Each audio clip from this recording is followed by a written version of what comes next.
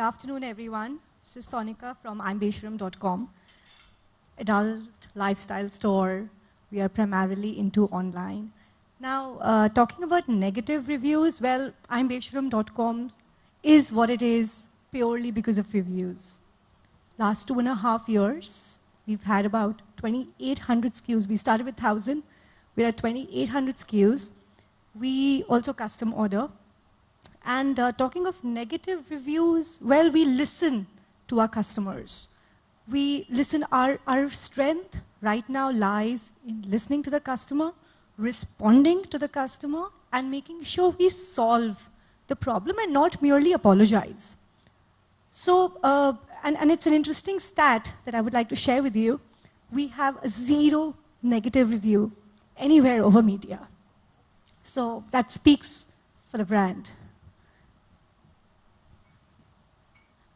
I think one of the things, so most of the fab bag consumers are 25 to 30-year-old women who are very, very vocal. And one of the things that we've learned in our experience is that it's very important to deal with negative reviews with authenticity. As a brand, it's very tempting on social media as well as on your website to sort of hide negative reviews or push them down or delete the comments that, complain about your brand or product. But most consumers now, especially the sub-35 users online, are very intelligent. And most data suggests that when people are buying a product, seeing even the negative reviews actually increases the probability of conversion happening. So there's really no need to delete the negative reviews because as a brand, it's important to be transparent and, like she mentioned, you deal with the situation without fudging reviews, and that gives your brand much more authenticity. And you'll actually end up doing more conversions. That's what we've seen on in FabBag's experience, that the negative reviews are also, they just stay there and consumers read them and still end up purchasing if there are enough positive reviews as well. Hi, I'm Rukaya, and Classverse is basically a monthly membership where you can get access to any gym, fitness center, sports facility across India. We have a review system, so every time you take a class, you have to mandatorily review the Zumba class or the yoga class or whatever. And for us, we use negative reviews to kind of give that feedback back to the studio and the gyms as to what customers are talking about them. So a lot of times they don't know, the owners don't know what customers are saying about them, and we get feedback like, oh, the gym equipment was outdated, oh, the trainer was not really doing power yoga. He was doing normal yoga, right? So things like that. And I think that's really important.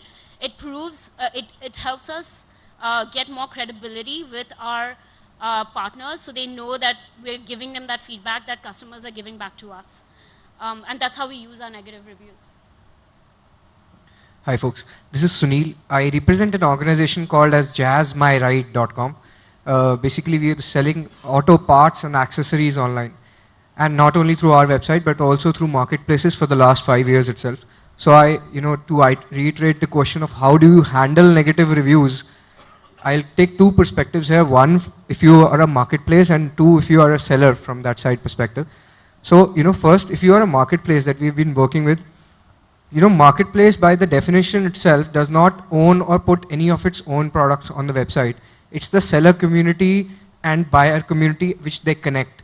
So the review mechanism which has been built and almost, very well done by eBay of the world and Amazon, technologically what they've used it is to create the right ecosystem of sellers and the right products. I think that's what it has been effectively used at by the marketplaces. From a seller standpoint, again, this boils down to if the negative feedback has been there, take it positively first.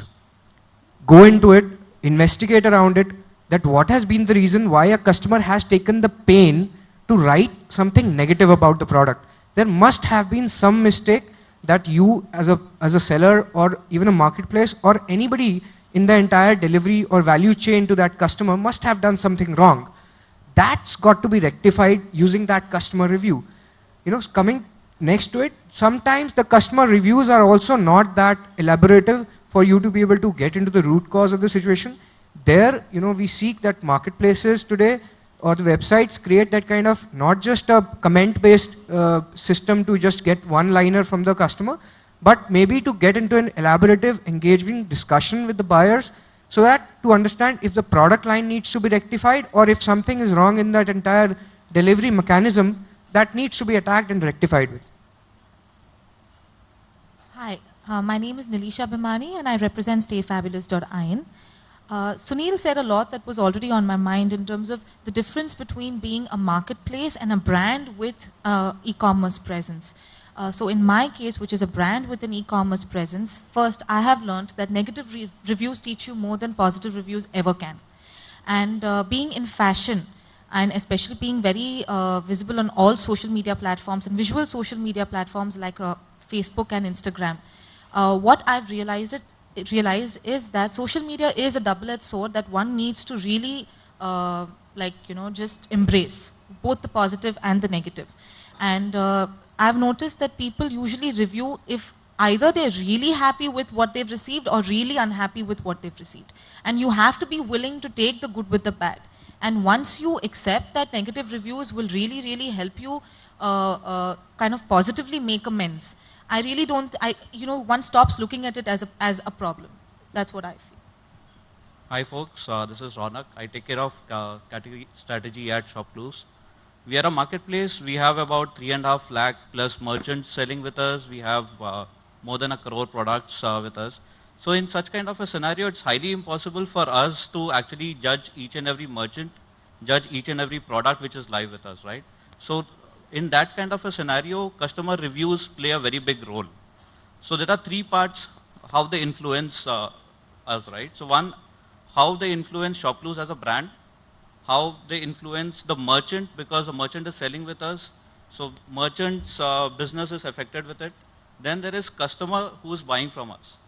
So for us, even negative review is very important because one, it gives us a very ground check of what's happening on the marketplace. If the merchant is coming to our office and he's showing us an X sample and probably he's not shipping the same quality sample and he's shipping out a low quality sample, how would we come to know if not for reviews, right? So we monitor reviews very closely, even negative reviews. So there is no question about removing negative reviews with us at all. We keep everything very transparent because we are a marketplace, we are quite neutral to it. Only thing which we do is we closely, very actively act on negative reviews. So if there is a product which has a lot of negative reviews, we delist the product. If there's a merchant who is getting a lot of negative reviews, we speak to the merchant and we try and understand if there is any kind of an expectation mismatch happening, or else we take actions which are very strict. So that's our perspective when it comes to negative reviews. Hi, I'm Kushal Agrawal. I represent giftxoxo.com. So we are the largest marketplace for experiences and activities around you. So what we do is we discover various crazy experiences like flying a plane or driving a vintage car or say owning a farmhouse for a day, etc. So these experiences are a bit unique and offbeat, and delivering the service quality is always a challenge. Where you are the marketplace where the supply side and the demand side both is a bit unorganized, where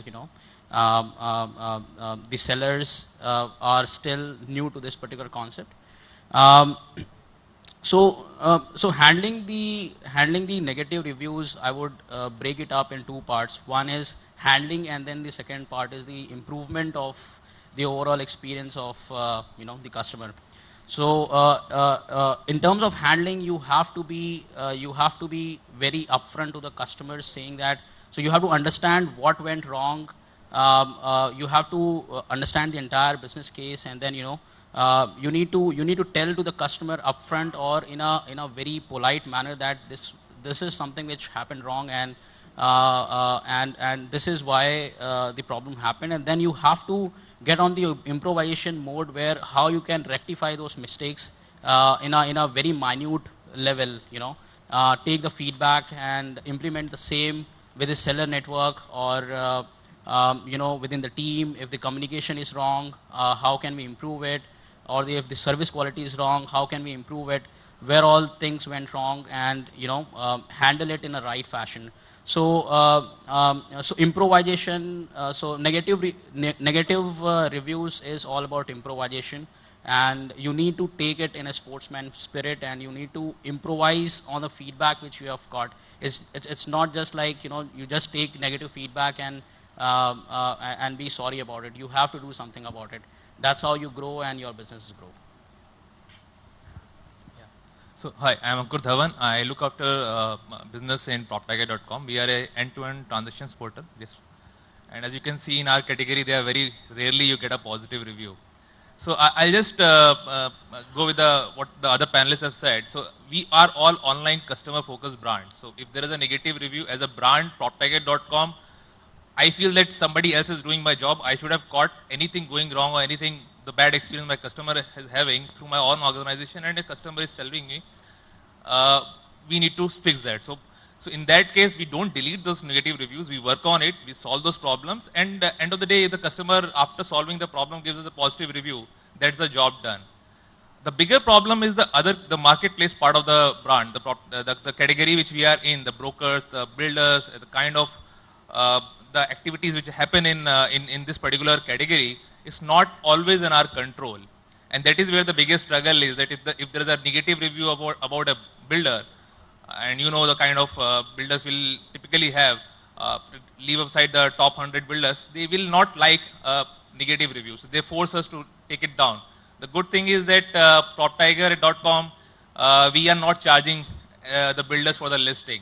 So we are not required to oblige to remove those reviews. So that is where this particular category, the PropTiger.com and our other portals, Makan.com, we are in a better position because we are not getting paid, so we can always say we will not remove. If the customer has given a wrong feedback, please work on it and resolve it. So that is the way we will deal with the negative review. So my name is Naya Sage. I'm the founder of a company called Baby Chakra. We are the largest platform for mothers to discover care today in India. I think it's a great question to kick off this panel with, specifically because how you deal with a negative review is actually an indication of what your company's culture and what your company's mission is, right? So at Baby Chakra, our mission and our company culture is to be the most credible platform, the most trusted platform, the one care companion for mothers through their journey from pregnancy to early childcare, which is why a negative review, we have internally a process in which we sort of, categorize our review approach. So we say we promote getting reviews on our platform, we protect the reviews that we get on our platform, and we position reviews such that people know that this platform welcomes more reviews, right? So the protect part of, how we approach reviews is critical. So negative reviews, when they come onto our platform, regardless of whether we have a paid or an unpaid customer, an unpaid service or a paid service, we ensure they're kept sacrosanct. We ensure that they are, kept the way they are. Of course, we do our diligence. We go back and check with the reviewer on what went wrong, what could have been done better. And we also give the merchant a chance to also communicate with the customer accordingly and sort of solve for that problem.